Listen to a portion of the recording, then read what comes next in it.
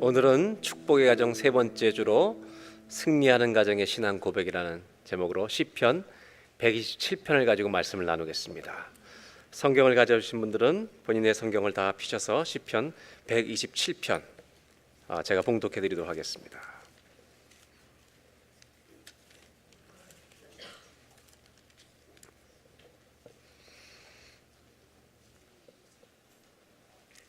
여호와께서 집을 세우지 아니하시면 세우는 자의 수고가 헛되며 여호와께서 성을 지키지 아니하시면 파수꾼의 깨어있음이 헛되도다. 너희가 일찍이 일어나고 늦게 누우며 수고의 떡을 먹음이 헛되도다. 그러므로 여호와께서 그의 사랑하시는 자에게는 잠을 주시는도다.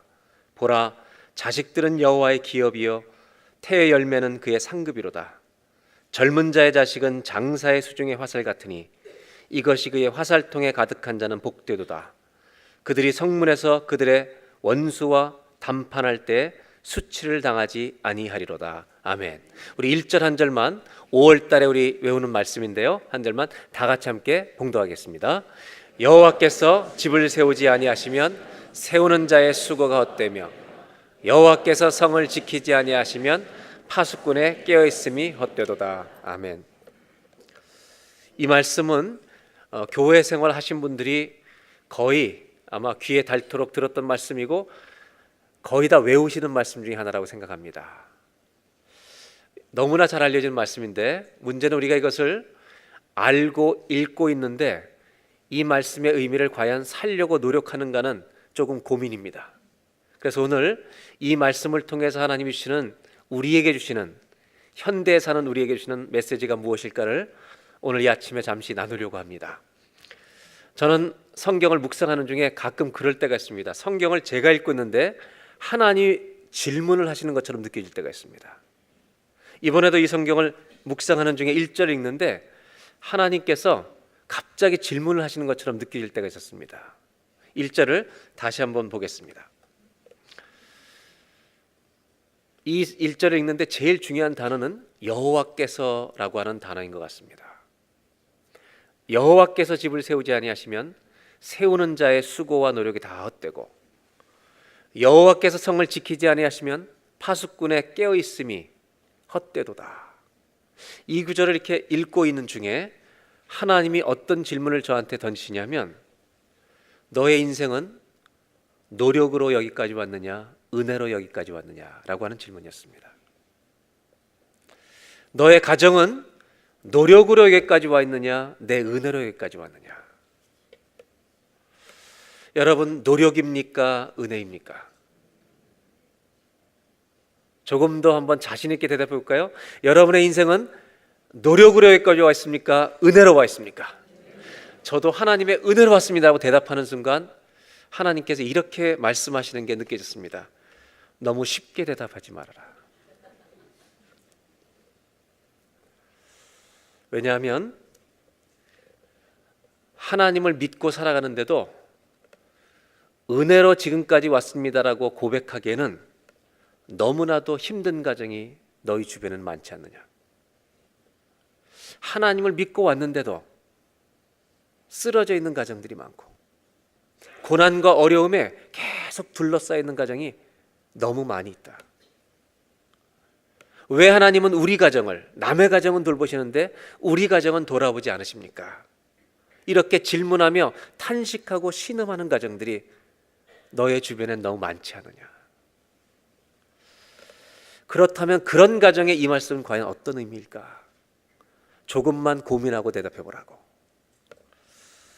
그때 하나님께서 또 한 가지 이런 고민들에 대해서 고민을 가지고 있는 사람들에 대해서 주는 마음이 있었습니다. 실제로 저는 목회하면서 많은 교인들을 만나보니까 참 풀리지 않는 문제들을 가진 가정이 참 많습니다.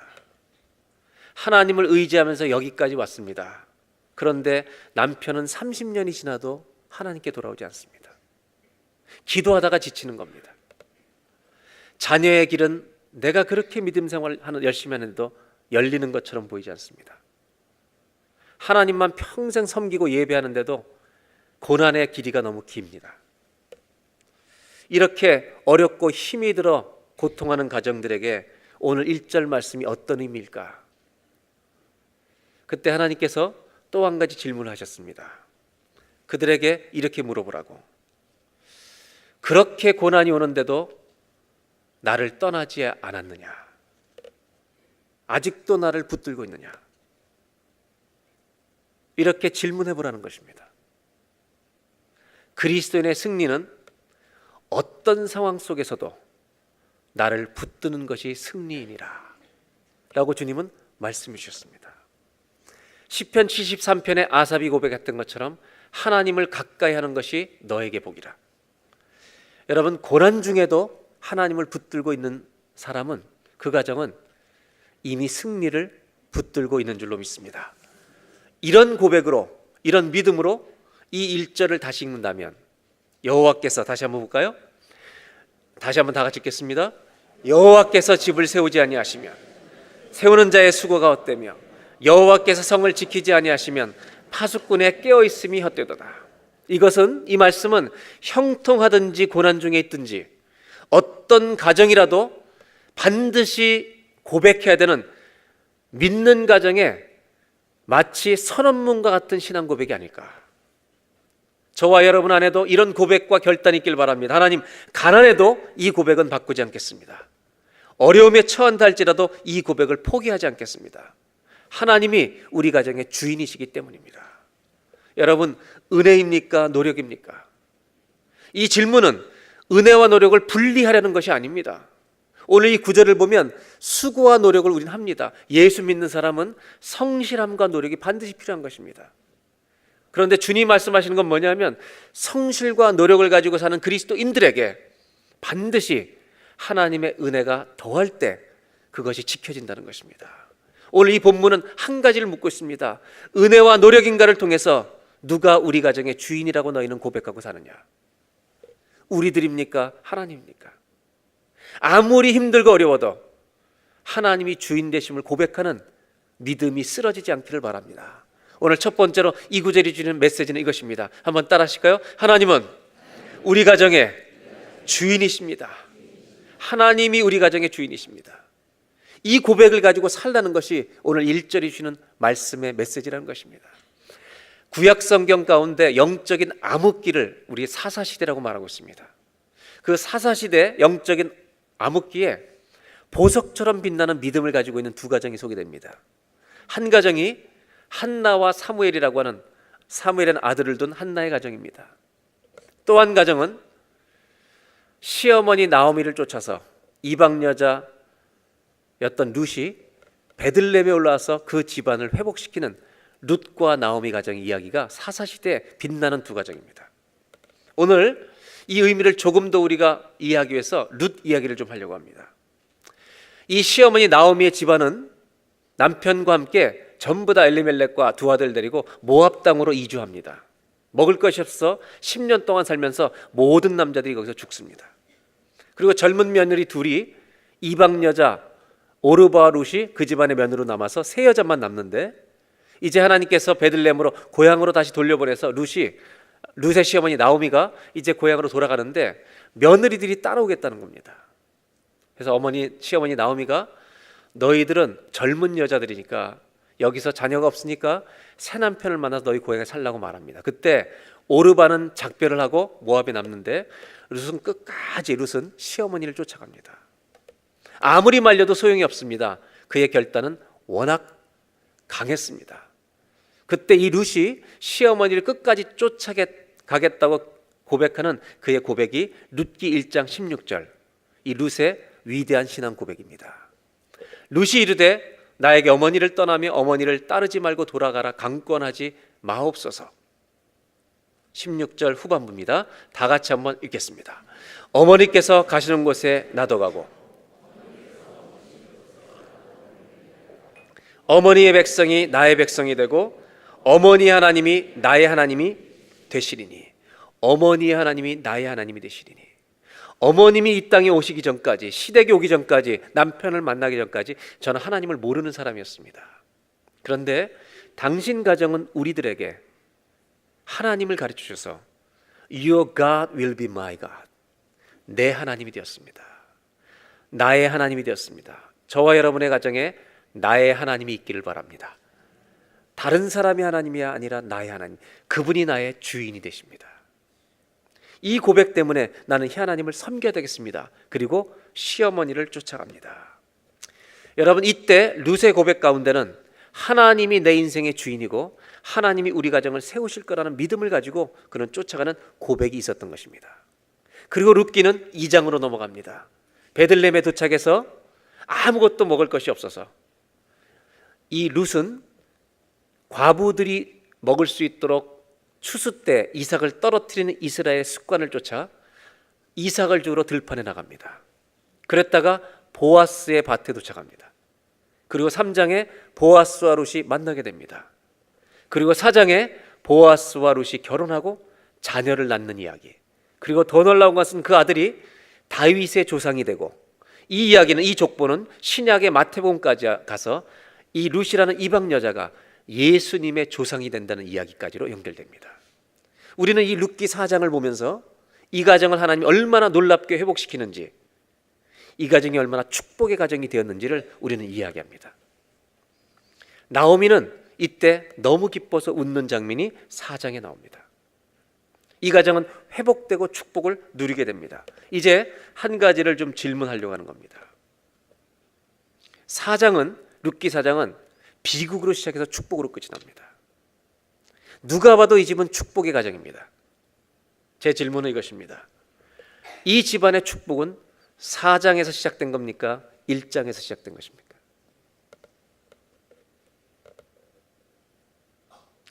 이 룻과 나오미의 집안의 회복은 4장에서부터입니까? 1장에서부터입니까? 자신 있게 한번 대답해 보시죠. 몇 장이에요? 우리는 대답은 1장으로 하지만 삶은 4장을 구합니다. 우리는 4장에 도달했을 때 축복이라고 말하는데, 하나님은 그가 아무것도 없지만, 아무것도 기댈 것이 없지만 그 하나님이 나의 주인입니다라고 고백하고 떠나는 룻의 1장 16절의 결단의 순간, 그 순간을 하나님은 이 가정이 축복의 가정이라고 말씀하시는 줄로 믿습니다. 오늘 여러분 가정에 아무것도 없습니까? 아무것도 없어도 이 고백만은 가지시길 바랍니다. 하나님이 우리 가정의 주인이십니다. 이 가정은 승리하는 가정이 될 줄로 믿습니다. 믿음으로 승리했던 가정들의 모든 가정에는 이 고백이 있었다는 걸 잊지 마시기 바랍니다. 한번 따라 하실까요? 하나님은 우리 가정의 주인이십니다. 아무것도 없어도 그렇습니다. 모든 것이 없어도 그렇습니다. 축복은 4장에서 시작된 게 아니라 1장의 고백에서 시작되는 걸 잊지 마시고, 저와 여러분이 이 고백을 가지고 오늘은 어둠이지만 내일의 축복을 누리는 믿음의 가정으로 나아가시기를 주의 이름으로 기원합니다. 두 번째로 2절을 보겠습니다. 다 같이 한번 읽겠습니다. 너희가 일찍 일어나고 늦게 누우며 수구의 떡을 먹음이 헛되도다. 그러므로 여호와께서 그의 사랑하시는 자에게는 잠을 주시는도다. 1절에 이어서서 너희가 일찍 일어나고 늦게 누우며 수구의 떡을 먹음이 헛되도다. 여호와께서 지켜주시지 않으면. 그러면서 그 후반부에 이렇게 나옵니다. 그러므로 여호와께서 사랑하시는 자에게 잠을 주시는도다. 여러분, 사랑하시는 자에게 뭘 주신다고요? 잠을 주십니다. 그러니까 예배 때 나와서 주무시는 분은 얼마나 사랑하시는 분인지 몰라요. 그러니까 예배 때 와서 남편 존다고 제발 좀 괴롭히지 마세요. 얼마나 피곤하면 주무시겠어요. 주님 만나고도. 그래서 남편이 잠들거나 옆에 사람이 잠들었을 때, 예배 시간에 잠들었을 때 주님이 당신을 너무 사랑하시는 것 같아.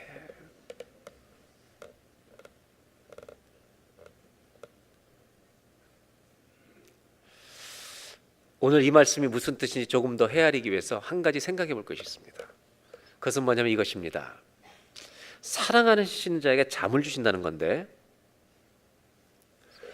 이 말씀을 정말 잘 이해하려면 언제 잠이 안 오는가를 생각해 보면 됩니다. 여러분, 우리는 언제 잠이 안 오죠? 뭐가 있을 때? 걱정, 근심, 염려가 있으면 자라고 해도 못 자는 것입니다. 우리의 본능입니다. 염려, 근심, 걱정거리가 오면 잠이 안 오는 겁니다. 그렇다면 사랑하시는 자에게 잠을 주신다는 말은 하나님을 신뢰하고 주인으로 모시는 가정에 염려, 근심거리가 하나도 없게 하시겠다는 말이냐? 그게 아니라는 겁니다. 그래서 이 말씀을 우리가 잘 이해할 수 있다는 말입니다. 첫 번째 1절이 노력인가 은혜인가라는 질문이었다면 두 번째 2절을 읽는데 하나님이 또 하나 질문을 던지시는 것은 너는 염려하고 사느냐 나한테 맡기고 사느냐는 질문을 하신다는 것입니다. 여러분은 대답하지 마세요. 여러분에게 대답하세요. 염려하시는 편입니까? 맡기시는 편입니까? 어떤 목사님이 한국에 있을 때 설교를 하시는데 그러더라고요. 고린도전서의 은사 중에 한 가지 은사를 더 넣어야 되는데 염려의 은사. 참 하나님을 믿으면서 우리는 염려가 너무 생활화되어 있다는 거예요. 하나님이 주시는 승리는 염려할 것이 많은데 여러분 믿음으로 맡기는 것이 승리인 줄로 믿습니다. 모든 걸 맡기는 거죠. 만약에 여러분이 현금이 10만 불이 있다면 친구한테 맡기는 게 안전해요? 은행에다 맡기는 게 안전해요?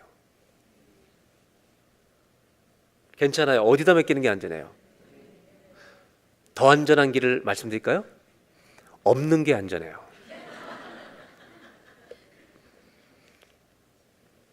왜 은행에다 맡기냐면 친구도 좋지만 그 돈을 현금을 주면 이 친구가 보관만 하고 있으면 되는데 돈을 좀 더 벌어보려고 막 사용해 보거든요. 투자를 해봤다가 다 잃어버리면 방법이 없는 거예요. 그래서 우리는 은행을 택하는 거예요. 잠이라고 하는 단어는 다른 단어로 바꾸면 안식을 의미해요. 여러분 염려를 맡길 때 안식한다는 거죠. 하나님을 사랑하시는 자에게 잠을 주신다는 말은 하나님께 맡기는 자, 믿음으로 맡기는 자를 주님은 사랑하시는 자로 표현한다는 거죠.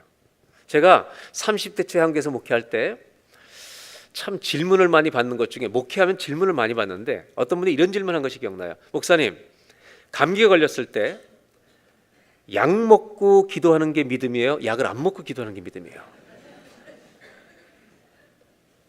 그때 마침 연세대학교 정신과 의사였던 한 교수님이 책을 썼어요. 장로님인데 책 제목이 뭐냐면 아스피린과 기도라는 책이에요. 그럼 뭐라고 썼냐면 아스피린도 하나님이 만들어주신 것이다. 그러므로 하나님이 만들어주신 것을 믿고 기도하는 것도 믿음이다. 여러분 둘 다 믿음이죠. 다시 물어볼게요. 여러분들은 아스피린을 먹고 기도하는 게 믿음이에요? 1번 아니면 안 먹고 기도하는 게 믿음이에요? 2번 1번이에요? 2번이에요? 몇 번이요? 우리 교회는 2번이 별로 없어요. 왜냐하면 제가 그런 스타일이니까. 근데 저는 둘 다 믿음이라고 생각해요. 그러나 둘 다 믿음이 아닐 수도 있다는 거 아세요? 주님이 그런 능력이 없을까 봐 주님을 못 믿어서 약을 먹는 건 불신이죠. 반대로 정말 나를 낫게 해주나 안 해주나 보자, 주님을 시험하기 위해서 약을 안 먹는 것도 그것도 믿음이 아니죠. 다시 돌아옵니다. 사랑하시는 자에게 잠을 주신다, 안식을 주신다. 이 말씀은 하나님께 맡기는 사람에게 평안을 회복시켜 주신다는 말입니다. 그러면 여기서 우리가 조금 더 깊은 의미를 놓치지 않기 위해서 우리가 정직하게 질문해야 합니다. 그건 뭐냐면 우리의 문제를 주님께 맡길 때, 우리가 주님께 맡길 때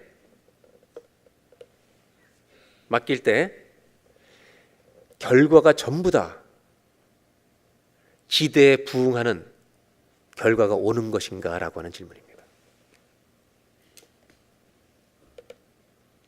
내가 정말 주님께 맡겼을 때 그 결과가 내가 기대하는 그 기대에 주님이 언제나 만족을 시켜주시는가라는 문제입니다. 저는 딸만 둘이잖아요. 어렸을 때 이제 중고등학교를 잘할 때 우리 교회 한 분이 딸 하나만 있는 분이 있었는데 남자친구가 생겼어요. 이 딸에게. 그러니까 이 아버지가 딸하고 3주 동안 이야기를 안 하는 거예요. 화가 나셔가지고. 그래서 이 딸이 저한테 고민을 온 거예요. 제가 많이 듣고 자연스러우니까 염려하지 마라 이거는. 아버지가 너를 너무 사랑하시기 때문이야. 그리고 나서 제 아내가 물었어요. 당신은 어떤 남자애들이 오면 만족할 것 같아? 그래서 제가 없어. 나타나면 넌 어떤 놈이야? 바로 이렇게 얘기할 것 같아. 그러면서 제 아내가 그 얘기를 듣더니 당신을 누가 만족시키겠냐고. 그래서 저는요, 어떤 놈이 데려갈까 정말 염려 많이 했습니다. 근데 요즘 애들이 나이가 들어가니까요, 그냥 데려만 가다오. 맡기게 되더라고요. 그냥.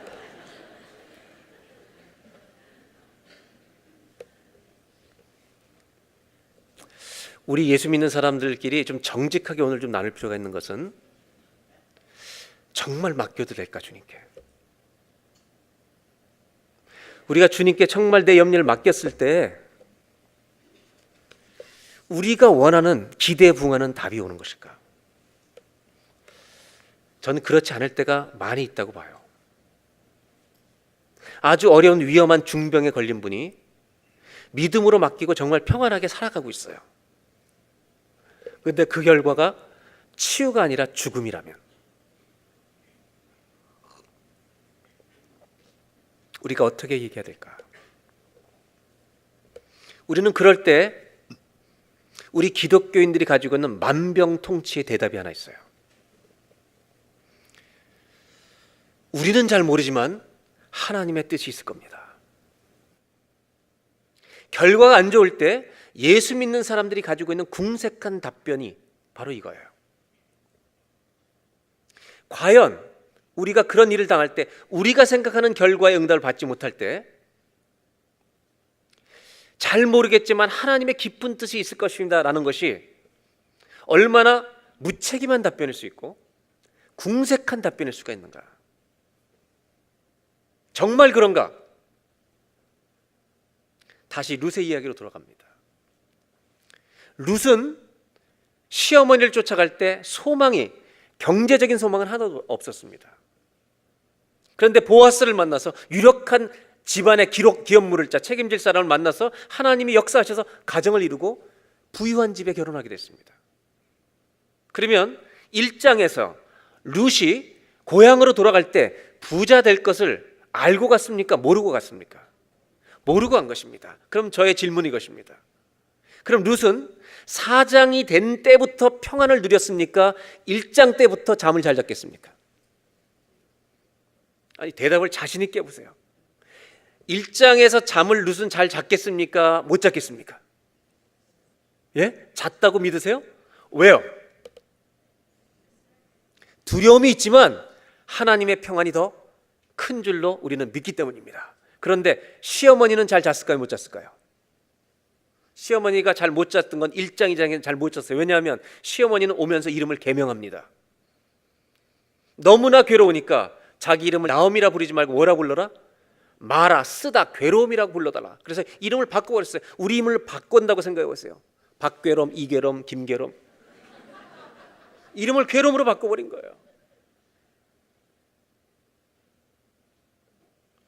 다시 말하면 나오미는요, 교회 생활 오래 하신 권사님 할머니 수준입니다. 룻은 초신자입니다. 근데 초신자는 잘 자고 시어머니는 근심 있는 겁니다. 그러나 여러분, 룻은 4장에서 평안한 것이 아니라 1장부터 평안을 누릴 수 있었던 것은 부가 와서 평안한 것이 아니라, 성경이 말하려는 것은 이것입니다. 쉼은 부유함을 통해서 오는 게 아니다. 우리가 안식할 수 있는 것은 우리가 하나님의 품 안에 있다는 것을 깨달을 때 오는 것이라는 것을 룻은 깨달은 겁니다. 그래서 우리가 부르는 찬송 중에 주 안에 있는 나에게 딴 근심이 있으랴, 그 다음 가사가 중요하죠. 십자가 밑에 나아가 내 짐을 뭐예요? 내 짐을 풀었네. 우리는 이 찬송 이렇게 부르면 안 돼요. 십자가 밑에 나아가 내 짐을 들고 있네. 안 내려놓죠. 우리는 안식이 없는 거예요. 평안과 안식은 어디에서 오는가?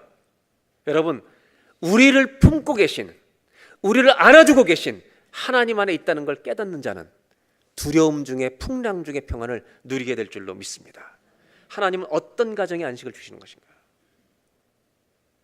2절은 그것을 말하고 있다는 겁니다. 여러분, 하나님께 맡겼는데 결과가 안 좋을 때 하나님의 뜻이 있을 것입니다고 말하는 것이 왜 궁색한 답변이 되느냐? 그 말이 틀려서가 아닙니다. 그 말이 잘못돼서가 궁색한 답변이 되는 게 아니라 우리도 믿지 않으면서 그 말을 할 때 궁색한 답변이 되는 것입니다. 그러나 우리가 정말로 그 말을 믿는다면, 정말 믿음 있는 사람한테 아무리 기도하고 엎드린데도 해답이 안 나올 때, 어려울 때, 결과가 안 좋게 나올 때, 우리 눈으로 볼 때, 그때 우리는 믿음으로 말해야 합니다. 하나님의 뜻 가운데 있는 것입니다. 이렇게 믿음으로 말하면 그 말씀은 능력이 되고 은혜가 될 줄로 믿습니다. 그 사람이 돌아가셨다고요? 천국이 더 나은 것을 믿는 믿음이 있다면 그 믿음으로 말할 때 그것은 능력이 되지만, 믿지도 않는 말을 하니까 궁색한 답변이 되는 것입니다. 그리고 더 위험한 것은 믿음이 없는 사람에게 그 말을 함부로 하면 상처가 될 수 있기 때문에 그런 분들에게는 그런 말을 하지 않고 가만히 계시는 것이 지혜입니다. 저는 오늘 담대하게 말하고 싶은 것이 있습니다. 적어도 믿음을 가지고 사는 사람들 사이에서는 하나님께 맡겼을 때 어떤 결과가 오든지 우리 눈으로 이해할 수 없는 결과를 할지라도 하나님의 뜻이 반드시 있다는 것을 믿음으로 선포하는 승리하는 가정 되시기를 주의 이름으로 축원합니다.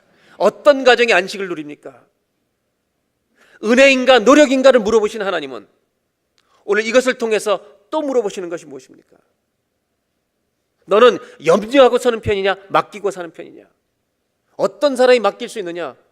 오늘 내가 하나님의 품 안에 거하고 있음을 믿는 사람, 그 가정은 풍랑 중에도 안식을 누리는 가정이 될 줄로 믿습니다.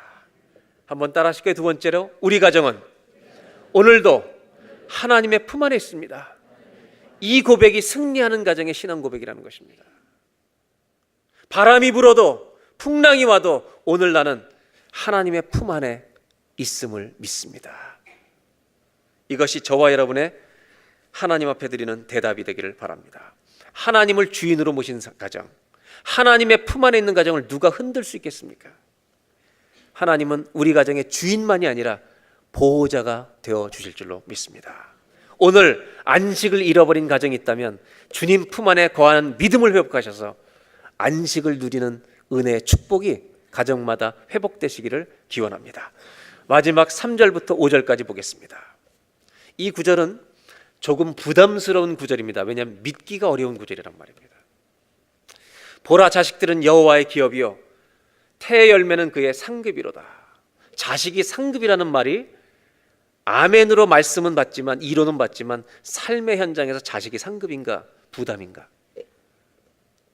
4절, 젊은 자의 자식은 장사의 수중의 화살 같으니. 5절 다 같이 한번 읽겠습니다. 이것이 그의 화살통에 가득한 자는 복되도다. 수치를 당하지 아니하리로다. 3절, 4절, 5절은 참 믿기에 부담스럽습니다. 3절을 다시 보겠습니다. 자식들은 여호와의 기업이요 태열매, 자식을 얘기하는 거예요. 자식들은 하나님의 상급, 리워드라는 거예요. 상급이라는 것입니다. 여러분, 이 성경을 읽으면서 화가 날 수도 있습니다. 자식이 한 번이라도 상급 이어봤으면 좋겠다. 부담 덩어리다.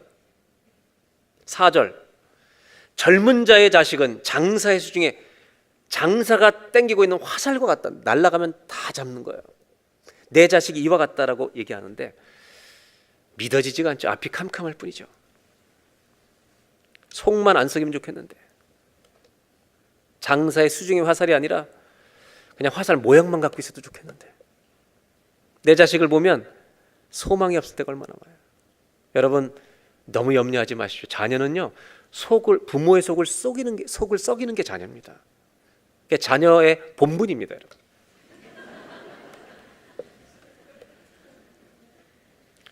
목사님, 내 자식은 지금까지 속을 썩여 본 적이 전혀 없습니다. 너무 염려하지 마십시오. 곧 썩일 겁니다. 예, 반대로 제가 한번 얘기해 드릴게요.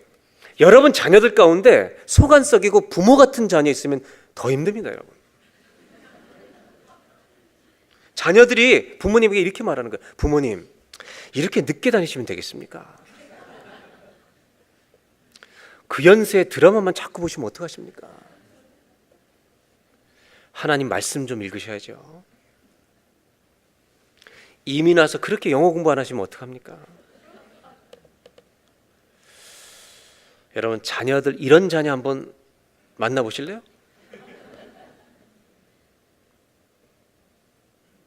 속 썩이지 않는 자녀 때문에 여러분 더 힘듭니다. 자녀는요, 자녀 같은 맛이 있어야 합니다. 근데 주님은 뭐라고 말씀하시냐면, 지금 아무것도 아닌 것처럼 보이는 자녀들을 장사의 수중의 화살, 저는 이걸 이렇게 생각해요. 하나님의 손안에 들려져 있는 화살, 무기와 같다는 거예요. 하나님의 용병과 같다는 거예요. 이건 하나님만 보시는 거예요. 5절, 자녀들이 화살통에 가득한 자는 복되도다. 하나만 길러도 힘든데 이걸 12개를 길러요? 십자가가 12개죠. 수치를 당하지 않게 하신다. 정말일까 이것이? 저는 1990년도에 섬기던 서울의 교회에 학생들 수련회를 하간포라는 바닷가로 간 적이 있습니다. 거기에 매년 방문했는데, 거기 교회 예배당을 지어주고 저희가 지교회로 하고 지어주고 매년 수련회 거길 갔는데, 한 여름에 오전 예배를 집회를 끝나고 밖에 나가 점심 먹으러 가는데 5-6명의 아이들이 다 신발이 없던 거예요. 신발을 찾아도. 그래서 할 수 없이 어떤 애는 맨발, 어떤 아이는 슬리퍼를 신고 밥을 먹고 돌아왔는데, 신발 본 적 없냐고 오후 강의가 됐는데 다 염려하니까, 그때 중학교 1학년의 어떤 아이가 자기가 신발을 숨겼다고 드디어 다 꺼내놓는데, 걔는 장난꾸러기 중에도 그런 꾸러기 없습니다. 얘는 아들 둘 중에 그 어머니 교사 권사님이었는데 둘째 아들이에요. 근데 더 창피한 건 어머님이 교사인 거예요. 근데 이분은 고민이 뭐냐면, 첫째는 모범생이에요. 그 부모 같은 애 있잖아요. 원래 손이 안 가는 애. 그런 애를 키우다 둘째를 키워놓으니까 얘가 잘 되기를 바라는 기대는 별로 없어요. 그러니까 얘는 부흥이 오기를 기대하지 않고 서바이브, 생존만 하면 만족하는 거예요. 이런 아이였어요. 근데 제가 이번에 21년 만에 만났잖아요. 그 권사님을 만났어요. 근데 이 아이가 중3 때 은혜를 받았대요. 그 수련회에서 신발 숨기던 자리에서 은혜를 받은 거예요. 그리고 서울대를 갔다는 거예요. 그래서 제가 거짓말하지 말라고, 서울대를 졸업했다는 거예요. 결혼했다는 거예요. 서울대가 중요한 게 아니라, 지금 그분들이 다니고 있는 교회는, 저를 만나러 오셨는데 한국에서 가장 보수적인 교단이 고신칙이라고 하는 교단이죠. 여기보다 또 더 보수적인 교단들이 몇 개가 있습니다. 아주 작은 교단에 다니는 한 교회 다니고 있는데, 이 아이가 좋은 대학 나오고 비싼 월급 받는 자를 다 포기하고 결혼해서 100만 원 받으면서 교회 풀타임 일을 하면서, 그 교단에서, 교육부가 인정하지도 않은 신학교인데 그 교단에 있는 신학교에서 목회자가 되는 신학교로 가기로 결정하고 공부를 시작했다는 거예요. 걔가 우리 가정의 목사라고 얘기해요. 그래서 엄마가 이렇게 얘기했대요. 가정도 돌봐야지, 너 그렇게 100만 원 가지고 어떻게 살면서 또 신학 공부까지 하냐 그랬더니, 이 아들이, 어머니는 그렇게 세속적인 말만 하십니까 권사님이? 이분이 마음 아파서 하는 게 아니라 은혜가 돼가지고 울면서 얘기하시는 거예요.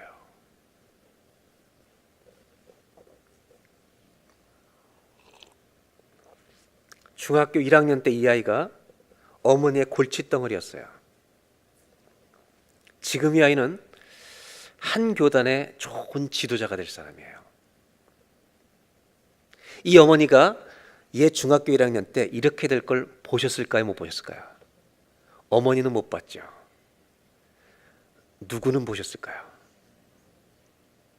하나님은 보셨기 때문에 1학년 때 신발을 감추던 아이를 향해서 하나님 말씀하시는 거예요. 얘는 내 손에 있는 장사의 수중의 화살과 같다. 이것은 하나님만 말씀하시는 거예요. 저는 확신하는 게 하나 있어요. 그건 뭐냐면, 모든 하나님을 믿는 사람의 한 사람 한 사람의 생애마다 하나님만이 행하시는 일이 있어요.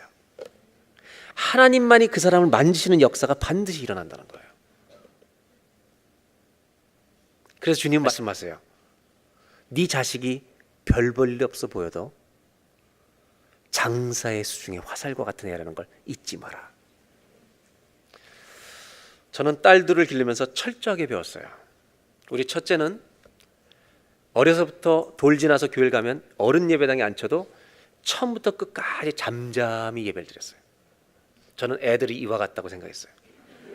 그래서 그 교회에서 떠드는 애들이 있을 때 나한테 보내면 내가 한 주 만에 바로 잡아버리겠다고 얘기했어요. 그 꿈은 둘째를 낳고 산산조각이 났어요. 똑같은 돌을 지나서 예배당에 앉았는데 얘는 가만히 앉아 있는 게 기적이에요. 계속 돌아다녀요. 어느 날 집에 가면 오늘은 얘가 화장실 변기에 손을 넣어서 조용히 저으면서 하루를 살았다고 그래요. 정말 신기했어요. 여기 와서 4살 때 와서 초등학교를 이제 다니기 시작했는데 하여튼 얘는 예습이라는 건 절대 안 합니다. 미리 읽고 공부하면 도움이 된다 그러면 얘는 엄마 미리 공부하는 건 치딩이다, 속이는 거다. 가서 배워야지 왜 미리 알고 가냐는 거예요. 자기 논리가 다 있는 거예요. 구구단을 가르치면 첫째는 금방 배우는데 얘는 그걸 꼭 외워야 되네요. 계산기가 있는데. 수학 퀴즈, 산수 퀴즈를 내면 더하기를 하면 손가락 발가락까지 계산해야 이게 답이 나오는. 저희 아내가 얘를 키울 때 얼마나 가슴을 쳤는지 몰라. 얘 왜 이렇게 수학을 못하지? 왜 계산이 안 되지? 자기가 놔놓고.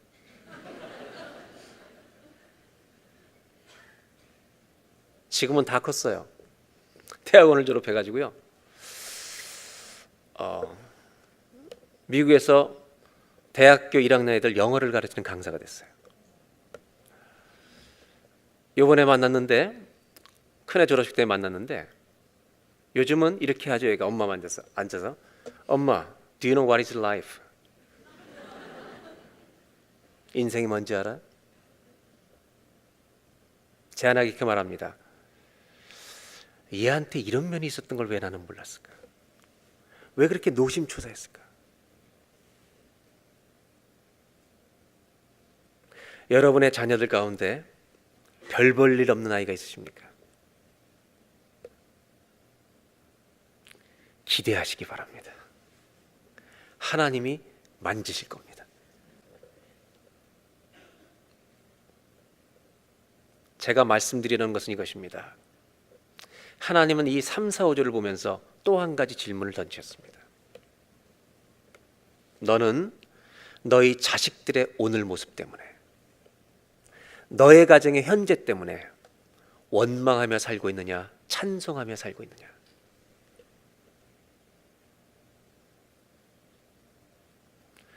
어떤 상황에 있든지 관계없이 찬송하는 믿음이 회복되기를 주의 이름으로 기원합니다. 하나님은 오늘 이 가정의 달에 저와 여러분에게 묻고 계십니다. 너희는 찬송하느냐, 원망하느냐? 마지막 룻기를 정리합니다. 룻기 1장에서 나오미는 탄식과 슬픔 속에 지냅니다. 4장에서 아들 낳고 보아스 결혼해서 아들 낳았을 때 성경이 이렇게 말합니다. 나오미는 마치 자기 아기인 것처럼 껴안고 기뻐했다고 말합니다. 많은 사람들이 고난이 오면 남들이 아무리 큰 것보다 자기 고난이 제일 크게 느끼는 이유는 나에게 고난이 오면 전부 다 현미경을 들고 덤벼드는 것입니다. 그러나 남의 고난을 볼 때는요, 망원경을 끼고 보기 때문에 괜찮아, 조금 있으면 좋아질 거라고 말할 수 있는 객관성이 있는데 내가 고난이 오면 현미경을 가지고 이것밖에 보이지 않는 겁니다. 여러분 대답해 보세요. 룻기 1장에서 아무것도 먹을 것이 없는 나오미가 4장에서 보아스를 만나서 이런 가정을 이루게 하실 것을 나오미는 보았을까요? 못 보았을까요? 못 보았습니다. 만약에 나오미가 1장에서 4장을 보았다면 그는 1장에서부터 찬송했을 것입니다. 오늘 여러분 가정이 얼마나 힘드십니까? 여러분 자녀 때문에 얼마나 답답하십니까? 하나님이 말씀하시기를 그 아이 때문에 나를 찬송하라고 말씀하십니다. 내가 그를 도와주리라. 그는 나의 손에 있느니라. 내 손에 있느니라.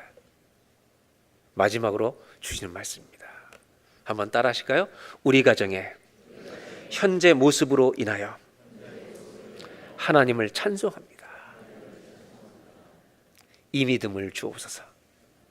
이것이 축복의 가정이고 승리하는 가정의 신앙 고백이 될 줄로 믿습니다. 우리 다 같이 한번 오늘 찬송을 하나님께 드리겠습니다.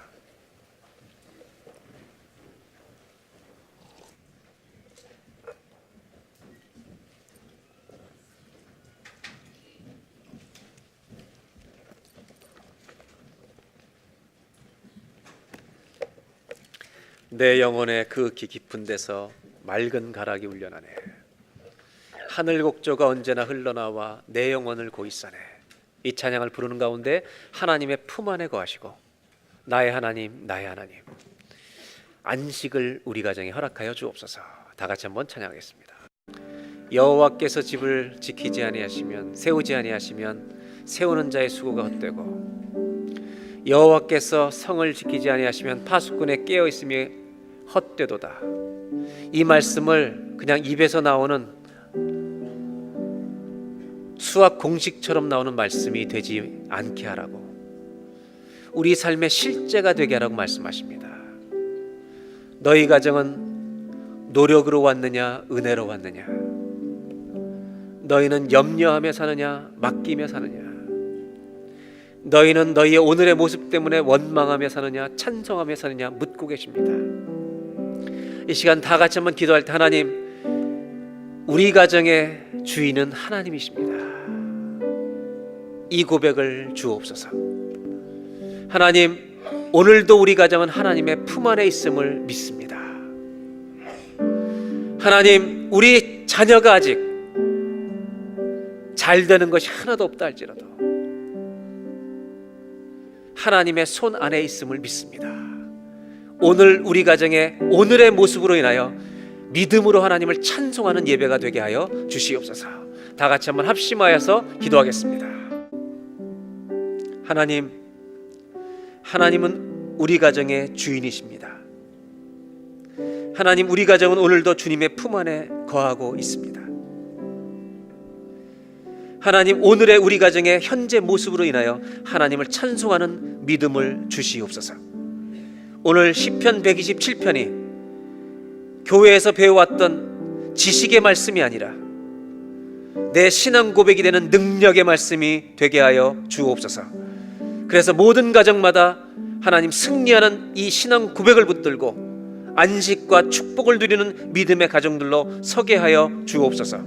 우리 주 예수님의 이름으로 기도하옵나이다. 이 시간에 우리 다 같이 두 손을 가슴에 모으고 기도하겠습니다. 하나님, 우리 가정이 오늘도 하나님의 품 안에 거하고 있음을 믿습니다. 이 고백이 평생 갈 수 있도록 도와주시옵소서. 지금은 우리 구주 예수 그리스도의 은혜와 하나님 아버지의 변함없으신 사랑하심과 하나님을 의지하는 가정에 어둠이 빛이 되게 하시고 절망이 소망되게 하시는 성령님의 감동, 감화, 역사와 동행하심이 오늘 예배를 드리고 세상을 향해 나가는 모든 가정들 위해 지금부터 영원토록 함께하여 주시기를 간절히 축원하옵나이다.